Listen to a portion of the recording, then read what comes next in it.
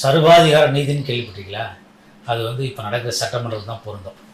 சட்டமன்றத்தினுடைய மாண்பை குலைக்கும் விதமாக, எதிர்க்கட்சியினுடைய குரல் வலையை ஒடுக்கும் விதமாக தொடர்ந்து டெக்னிக்கல் ஃபால்ட், ரொம்ப கிளவராக டெக்னிக்கல் ஃபால்ட்டுங்கிற விஷயத்தில் மரியாதைக்குரிய மாண்புமிகு அப்பா அவர்கள் பேசும்போதெல்லாம் டெக்னிக்கல் ஃபால்ட் வராது, மாண்புமிகு முதலமைச்சர் அவர்கள் பேசும்போது டெக்னிக்கல் ஃபால்ட் வராது, மாண்புமிகு துணை முதலமைச்சர் உட்பட அமைச்சர் பெருமக்கள் பேசும்போது டெக்னிக்கல், அனைத்து இந்திய அண்ணா திராவிட முன்னேற்ற கழகத்தினுடைய பொதுச் செயலாளர் மாண்புமிகு எடப்பாடியார் பேசும்போது மட்டும் டெக்னிக்கல் ஃபால்ட் வரும்.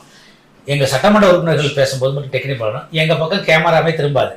அதனால் இது சர்வாதிகார நீதி, ஜனநாயகத்தினுடைய குரல் விலையை நிலைக்கிற விதமாக தொடர்ந்து அனைத்து இந்திய அண்ணா திராவிட முன்னேற்ற கழகத்தினுடைய எதிர்க்கட்சித் தலைவர் மாண்புமிகு எடப்பாடியார்களும் முன்னாள் அமைச்சர்கள், சட்டமன்ற உறுப்பினர்கள் பேசக்கூடிய கருத்துக்களை மக்கள் ஏற்றுக்கொள்வார்கள். மக்களிடத்திலே ஒரு புரட்சி வெடிக்கும்.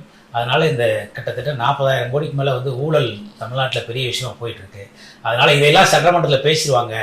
அதனால் பயந்துக்கிட்டு டெக்னிக்கல் ஃபால்ட் என்கிற ஒரு ஆயுதத்தை கையில் எடுத்து அனைத்து இந்திய அண்ணா திராவிட சட்டமன்ற உறுப்பினர்களும் எதிர்க்கட்சிகள் பேசக்கூடிய விஷயங்களை மக்கள்கிட்ட காட்டாமல் புறக்கணிக்கிறாங்க.